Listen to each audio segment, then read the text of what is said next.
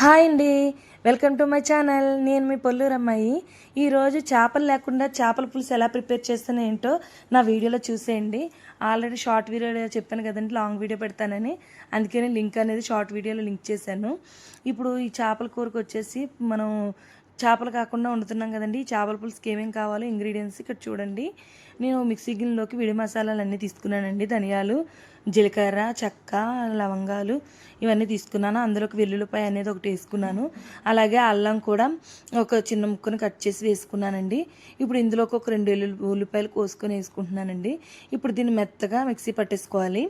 ఇంత లోపల ముందుగానే అరటికాయ ముక్కల్ని ఏంటంటే తొక్కలు తీసి పెట్టుకున్నాను కదండి, వీటిని చేప ముక్కల్లా పొడుగ్గా కట్ చేసుకోవాలండి. ఒక షేప్ వచ్చేటట్టు కట్ చేసుకోవాలి. వీటిని ఏం చేయాలంటే మనకు చేప ముక్కల షేప్ రావాలంటే మధ్యలో హోల్ అనేది పెట్టుకోవాలి. ఇలా హోల్ పెట్టుకున్న తర్వాత వీటిని అన్నిటినీ కూడా మనం పక్కన పెట్టుకొని ఇప్పుడు అల్లం వెల్లుల్లి పేస్ట్ అంతా కూడా మిక్సీ చేస్తామండి. అలాగే ఉల్లిపాయలు, పచ్చిమిర్చి కూడా ఇక్కడ కట్ చేసుకుంటున్నానండి. ఒక 2 ఉల్లిపాయలు, ఒక 4 పచ్చిమిర్చి అయితే సరిపోతుంది. ఇందులోకి మనం ఏంటంటే ఒక 2 టమాటాలను కూడా కట్ చేసుకొని పెట్టుకోవాలండి. ఎందుకంటే కర్రల పొయ్యి మీద వంట అంటే అన్నీ కూడా ముందే ప్రిపేర్ చేసి ఉంచుకోవాలండి. వంట అనేది చాలా ఫాస్ట్గా అయిపోతుంది. గబగబా అన్నీ ప్రిపేర్గా ఉంటే గబగబా వేసి వండేసుకోవచ్చు కదండి. ఇది మాకు ఏంటంటే ఎప్పుడో ఒకసారి వండుతుంటానండి కర్రల పొయ్యి మీద. అంతా ఇప్పుడు గ్యాస్లే కదండి. అప్పుడు ఫస్ట్లో అయితే కర్రల పొయ్యిల మీద వంటలు చాలా టేస్ట్గా ఉండేవండి. హెల్త్కి కూడా చాలా మంచిగా ఉండేది. కానీ ఇప్పుడు ఏం లేదు కదా, అదే ఎప్పుడన్నా మంచిగా నాన్ వెజ్లు ఏమన్నా వండుకోవాలనిపిస్తే వండుకుందామని ఇలా కర్రల పొయ్యి అనేది పెట్టుకున్నానండి ఇంటి పక్కనే. ఇప్పుడు ఈ అరటికాయ ముక్కల్లోకి ఏంటంటే ఉప్పు, కారం, పసుపు వేసేసుకొని కలిపేసుకున్నాను చూడండి. ఇలా కలిపేసుకున్న తర్వాత వీటిని ఒక పక్కన పెట్టుకోవాలండి ఒక 10 నిమిషాలు. ఇప్పుడు ఒక కళాయి పెట్టుకొని పొయ్యి మీద ఇందులోకి మనం ఆయిల్ అనేది వేసేసుకోవాలి. ఈ ఆయిల్ వెంటనే హీట్ ఎక్కిపోయింది చూడండి. చాలా ఫాస్ట్గా అవుతుందండి వంట అయితే మాత్రం.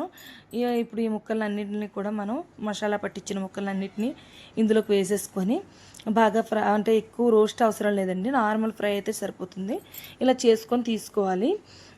తీసుకొని పక్కన పెట్టుకొని ఇప్పుడు ఇదే ఆయిల్లోకి మనం ఏంటంటే ఇప్పుడు ఆనియన్స్ అనేది వేసుకుంటాం. ఇక్కడ మా అమ్మాయి వీడియో తీస్తుంది కదండి, ఏ జోకులు వేస్తుంది, అందుకే నవ్వుతున్నాం మధ్య మధ్యలో. ఇక్కడ ఆయిల్ అనేది హీట్ ఎక్కిపోయింది. ఉల్లిపాయలు, పచ్చిమిర్చి కూడా వేసాను. ఇలా వేసేసిన తర్వాత ఒకసారి కలుపుకోవాలి. ఇదంతా కూడా బాగా వేగనివ్వాలండి. ఈ బాగా వేగిపోయినప్పుడు మనం ఇందులోకి మనం మిగతావన్నీ కూడా యాడ్ చేసేసుకుందాం 1 బై 1. ఇప్పుడు ఇక్కడ ఏంటంటే కరివేపాకు కోసం వెళ్తున్నానండి. ఈ కరివేపాకు చెట్టు అనేది నేను 5 ఇయర్స్ అవుతుందండి వేసి. ఇప్పటికి ఇంత ఎదిగిందండి ఈ చెట్టు అయితే మాత్రం.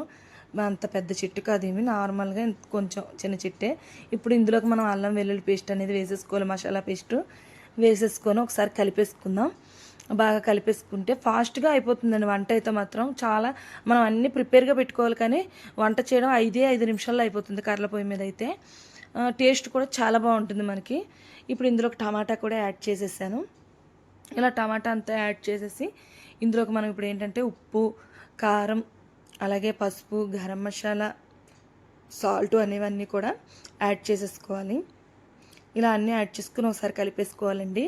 ఇలా కలిపేసుకొని కొంచెం మగ్గనివ్వాలి.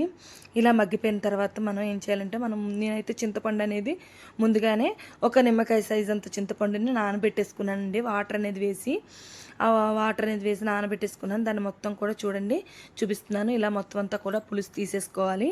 ఇలా మొత్తం అంతా తీసేసుకున్న తర్వాత ఇప్పుడు వాటర్ అనేది యాడ్ చేసుకోవాలి అందులోకి. అలా నేను ఒక 2 గిన్నెలు వాటర్ అనేది వేసాను. మొత్తం అంతా కూడా కలిపేసి చూడండి. ఇప్పుడు పులుసు పోసానా లేదా అప్పుడే దగదగా మరిగిపోతుంది. వంట అయితే మాత్రం ఫాస్ట్గా అయిపోతుందండి. ఇప్పుడు ఈ పులుసు అంతా కూడా సరిపోయిందండి. ఇందులోకి నేను ఉప్పు సరిపోయిందో లేదో అడ్జస్ట్ చేసుకోవడం కోసం చూపిస్తున్నాను చూడండి. ఉప్పు అయితే సరిపోయింది. టేస్ట్ కూడా చాలా బాగా వచ్చింది. ఇప్పుడు ఇందులోకి మనం ఏంటంటే ముందుగా వేయించుకున్న అరటికాయ ముక్కలు అనేది వేసేసుకోవాలి. ఇప్పుడు చూడండి వేసుకొని ఒకసారి కలిపేసుకొని మూత అనేది పెట్టేసుకోవాలి. ఎందుకంటే ఎక్కువసేపు కలపకూడదండి దీన్ని. ముక్కలు అనేది ఉడికిపోయిన తర్వాత అరటికాయ ముక్కలు అనేది విరిగిపోయి మనకు షేప్ అనేది పోతుంది. ఇప్పుడు చూడండి చూపిస్తున్నాను, మన పులుసు అనేది అలా చిక్కబడిందండి. ముక్క కూడా చూడండి చేప ముక్కల్లాగే కనబడుతున్నాయి కదండి. సేమ్ చేపల పులుసు కర్రీ ఎలా ఉంటుందో అలాగే ఉంటుందండి కర్రీ కూడా. ఒకసారి ట్రై చేసి చూడండి. నేనైతే కట్టెల పొయ్యి మీద తయారు చేశాను. మీరు కూడా అవైలబుల్గా ఉంటే కట్టెల పొయ్యి మీద వండండి, లేకపోతే గ్యాస్ మీద వండేసుకోవచ్చు. కూర అయితే చాలా టేస్టీగా వచ్చిందండి. ఎలా ఉందో ఏంటో ట్రై చేసి కామెంట్ సెక్షన్లో కామెంట్ చేయండి. ఇలాంటి మరిన్ని వీడియోస్ కోసం నా ఛానల్ని సబ్స్క్రైబ్ చేసుకోండి.